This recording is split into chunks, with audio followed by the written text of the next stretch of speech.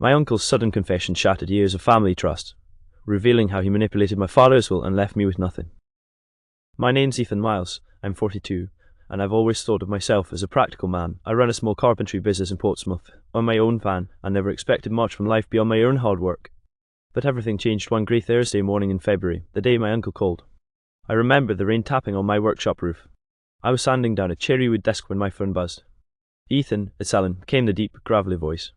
My father's younger brother, 65, living in the same house he'd grown up in. We spoke maybe twice a year. "What's going on?" I asked, wiping sawdust from my hands. "It's your dad. He's gone." The words hit me like a kick in the gut. I hadn't seen Dad in months. He'd been ill, but he'd always been stubborn, refusing to go to hospitals. By evening, I was driving to Hampshire, to the old family home. The hallway smelled of dust and old carpet cleaner, just like it had when I was a kid. My Aunt Carol, Alan's wife, gave me one of those tight-lipped smiles that didn't touch her eyes. We sat in the living room, where the curtains were drawn even though it was only 3 p.m. My cousin Melanie was there too, staring at her phone. Alan leaned forward.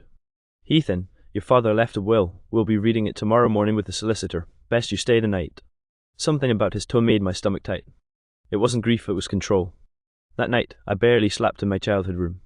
The peeling wallpaper, the faint smell of damp, the creak of floorboards every time someone moved in the corridor, it all felt wrong. Around 2 a.m., I heard voices downstairs, low, hurried, almost hissing. I recognized Alan's voice. And Melanie's. "Are you sure he doesn't know?" she whispered. Alan's reply was quieter, but I caught one word. "Will." My heart started pounding. I sat up, straining to hear. Melanie said something about the paperwork being sorted already. I didn't know what they meant, but one thing was clear: tomorrow's reading of the will was not going to be straightforward. When morning came, I walked into the solicitor's office expecting grief. Instead, I walked into a trap. The solicitor, a pale man named Mr. Barrett, read the will in a flat voice. My father's house, savings £240,000 sterling in total, and even his classic Trev motorcycle all left to Alan. I sat there stunned. "There must be a mistake," I said. "I'm his only son." Alan's expression didn't change. "Your dad knew what he was doing, Ethan." And that's when Mr. Burt slid a single envelope across the table toward me. "Your father left you this letter," he said. It was addressed in Dad's handwriting, but inside was something I never expected to see. I unfolded the letter with shaking hands, expecting some kind of explanation, maybe even an apology. Instead, there were just 3 short lines, written in Dad's familiar, sharp handwriting. "Ethan, I know you'll think this is wrong, but I had no choice. Forgive me. I died." That was it. No details, no reason, nothing. I looked up from the paper, my throat tight. What the hell is this supposed to mean? Mr. Barrett cleared his throat awkwardly. "Your father made these changes 3 months ago. The paperwork is perfectly legal." Alan crossed his arms. "He told me he didn't trust you to handle the money, Ethan. Said you'd blow it all on your business." "That's bull," I shot back. "I've been running the workshop for 15 years without a single loan." Melanie smirked, still scrolling her phone. "Maybe you should just accept it. Grandpa made his choice." I stared at her. "Grandpa? He's my father." The air in the room felt heavy, like the walls were closing in. My chest tightened with the realization that they weren't even pretending to be sorry. After the reading, Alan insisted we all come back to the house to go through Dad's things. I followed, but every step of the way I kept thinking about those hushed voices I'd heard last night. By late afternoon, I was in the attic, rummaging through dusty boxes of Dad's old tools. That's when I found it, a faded manila folder wedged behind a beam. My name was written on it in thick black marker. Inside were photocopies of bank statements, but not Dad's. These were Alan's.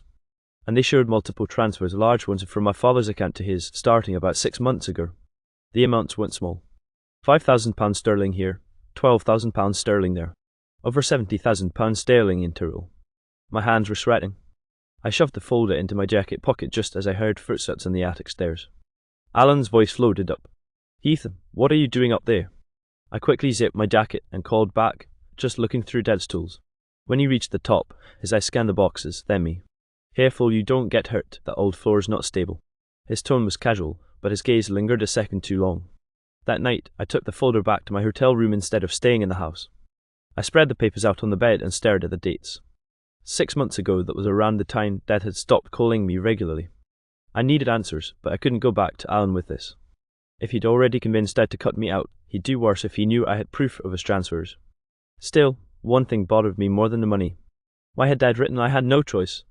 The next morning, I decided to find out by going to see the one person who might know what happened in those last months of his life. It wasn't family. It was someone Dad had once told me never to trust. The next morning, I drove across town to St. Mary's Care Home, a beige brick building with too much air freshener in the lobby and the constant hum of fluorescent lights. I was here to see Margaret Wills, Dad's former neighbour, once his closest friend, until they'd had a bitter falling out over something personal. He never told me what. When she spotted me in the visitor's room, her eyes narrowed. "You're Ethan, Henry's boy." I nodded. "I need to talk about my dad, about the last few months before he passed." She motioned for me to sit, her thin hands clasped over a tartan blanket. "He came to see me in November, first time in years, looked tired. Like he'd aged a decade. He told me Alan was in trouble, debt trouble, something about a failed investment in a property in Spain." I frowned. "Alan told me nothing about that." "Of course he didn't," she said with a sharp laugh. "Your father said Alan had been leaning on him for money for months. Said he'd pay him back when things turned around, but by November, Henry knew it was never coming back." I pulled the bank statements from my jacket and slid them across the table. These matched the story. Margaret adjusted her glasses and scanned the papers. "Yes, but there's more. He said Alan threatened him, not just with violence, with something worse. He said Alan had a letter proof of something Henry had done in the 80s that could ruin him. I didn't ask what. He was terrified." My heart thudded in my chest. "What kind of proof?" She shook her head. "He wouldn't say, just that it would destroy his reputation, and yours too, if it ever got out." Before I could press further, a nurse came to wheel her away for medication. But Margaret squeezed my wrist as she was rolled out. "Ethan, whatever Alan has on your father, it's the reason you got nothing, and it's still out there." I left the care home with a knot in my stomach. If Alan really had blackmailed my father into changing his will, I needed to know what that letter contained. But breaking into Alan's house wasn't exactly a casual visit. Still, that night, I parked my van a street over from his place and waited until all the lights went out. I slipped through the side gate, my boots sinking into wet grass. The back door was locked, but the small window above the kitchen sink wasn't. Inside, the house was silent except for the ticking of a grandfather clock. I crept to his study, where piles of unopened mail sat on the desk. I rifled through drawers until I found a locked metal box at the bottom of a filing cabinet. I was about to pick it up when headlights flashed across the window, a car pulling into the driveway. Alan was home, and I wasn't supposed to be there. My pulse hammered in my ears. I killed the desk lamp and crouched low, the metal box heavy in my hands. Footsteps crunched on the gravel outside, then the jingle of keys in the front door. I had seconds. I slid the box under my jacket, praying it didn't clank, and slipped into the hall. But instead of heading for the back window, I froze when I heard another voice with Alan's. It was Melanie. "I can't believe you left the thing in the study," she hissed. "If Ethan finds it."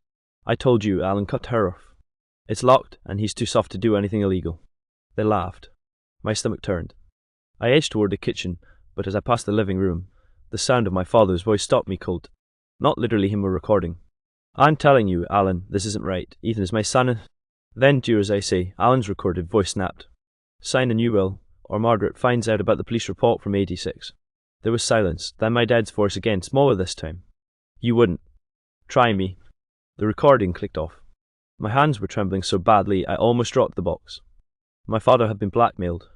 But what police report? What happened in 1986? Before I could think it through, a floorboard creaked above me. Alan and Melanie were moving toward the study.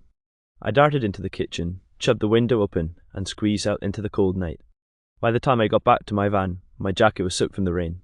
I drove straight to my workshop, locked the door, and pried open the metal box with a chisel. Inside was a stack of old envelopes, some yellowed with age. On top was one marked, Hampshire Constabulary Confidential. I slid the papers out.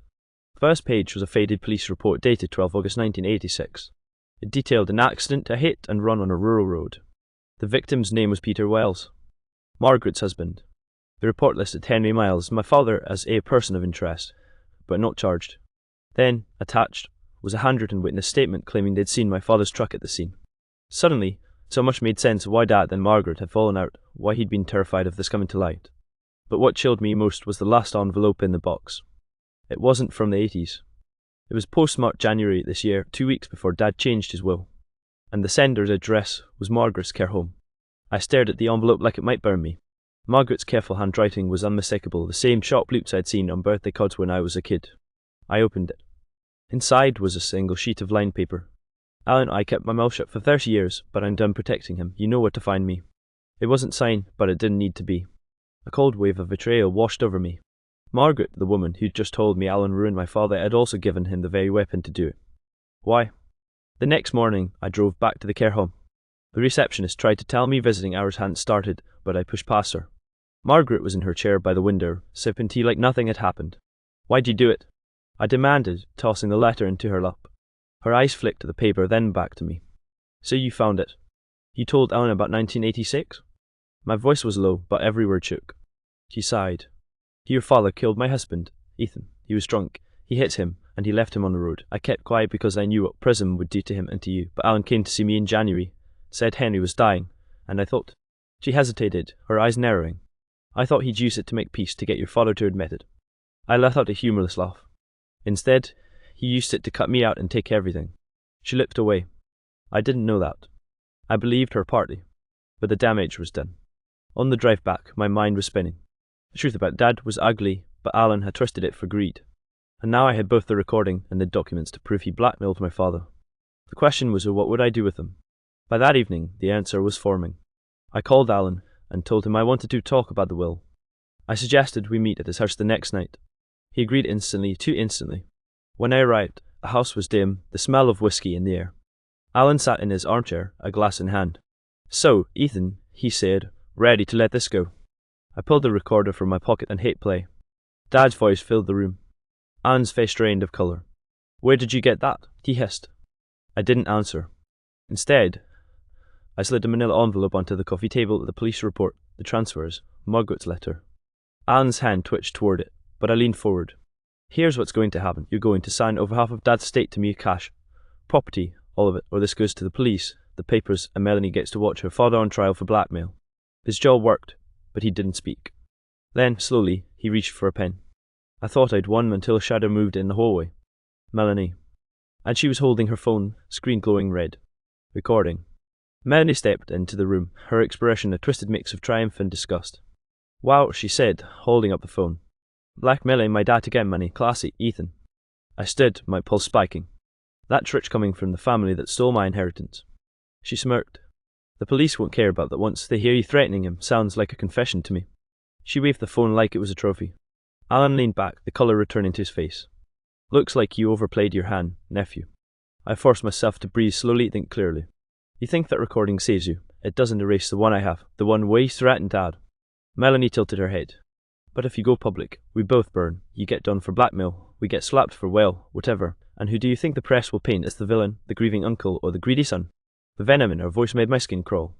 I glanced at Alan, who was watching me with that same smug calm he'd had at the will reading. I realised then this wasn't a slip-up. Melanie had planned to be here. She'd probably been hiding in the house when I arrived. So what do you want? I asked finally. Melanie walked over and set her phone on the table, still recording. Delete everything you have on Dad. All the files, the recordings, walk away. In return, we don't hand this little performance of yours to the police. It was a trap and they knew I knew it. If I deleted my evidence, they'd have nothing to lose by destroying me anyway. I decided to gamble. I pulled another small envelope from my pocket and tossed it onto the table. Inside was a cheap USB stick. That's a copy of everything I have. If anything happens to me, or if you try to screw me again, it gets emailed to every journalist in Hampshire, my solicitor as the instruction. Melanie's smirk faltered for a fraction of a second. Alan stared at me like he was trying to figure out if I was bluffing. You think you're clever, he said finally. No, I replied, heading for the door. I think I'm done playing your game. I walked out into the cold night, but my hands were shaking. The truth was that the USB was empty. My real insurance was somewhere they'd never think to look. What I didn't know yet was that Melanie had no intention of letting me keep even that advantage. The very next morning, she showed up at my workshop with a smile that made my stomach sink. Melanie leaned against the workshop doorway like she owned the place, the cold air rushing in behind her. Nice place, she said, eye scanning the half-finished tables and sawdust-covered floor. What do you want? I asked, setting down my chisel. She strolled in, running her fingers along the edge of a cabinet. I've been thinking, you and I could actually work something out if you're smart about it. I crossed my arms. You mean if I give you something? Her smile was razor-thin. The USB, hand it over, now. I shook my head. Not happening. She stepped closer, lowering her voice. Here's the thing, Ethan, I know where your insurance is. You left a clue in your van, and Alan's very good at following clues. My stomach dropped. I'd been so careful, or so I thought. The real evidence of copies of the bank transfers, the will change logs, and the audio recording was hidden in a locked toolbox at my old friend Dave's garage. Dave didn't even know what was inside. If you touch it, I began. Melanie cut me off with a shrug. Already handled. Alan's got it. So here's the deal. You keep your mouth shut. We keep ours. Everyone walks away. For a moment, the air between us was thick, silent. Then I smiled, and it wasn't friendly. Funny thing, Melanie, I said, wiping my hands on her rod. That toolbox just empty files and a fake recording. I figured Alan might try something stupid. Her smile froze. The real evidence, I continued, is with someone neither of you would dare touch, someone you've already burned once. Her eyes narrowed. Margaret. I nodded. She's furious you used her letter to rip me off when I told her exactly how much she took and how she agreed to help me. She's already spoken to my solicitor if anything happens to me or her. It all goes public. Melanie's face drained of colour. You're bluffing. I stepped forward, my voice low. Try me. For the first time since Dad's funeral, I saw fear in her eyes. She turned on her heel and left without another word. 2 weeks later, Alan's solicitor called. Your uncle has decided to make a voluntary redistribution of the estate, he said stiffly. Half of Dad's assets, the house, the savings, even the Triumph motorcycle were transferred to me. It wasn't just the money. It was the fact that, for once, Alan had been forced into a corner. The last I heard, Melanie moved to London, and Alan's health started mysteriously failing. Stress, they said. I didn't care. Sometimes justice isn't about courtrooms or headlines. Sometimes it's about making sure the people who tried to ruin you wake up every day knowing they failed. And every time I ride Dad's Triumph down the coast road, I make sure to pass right by Alan's house. Slowly. So he sees me. And remembers.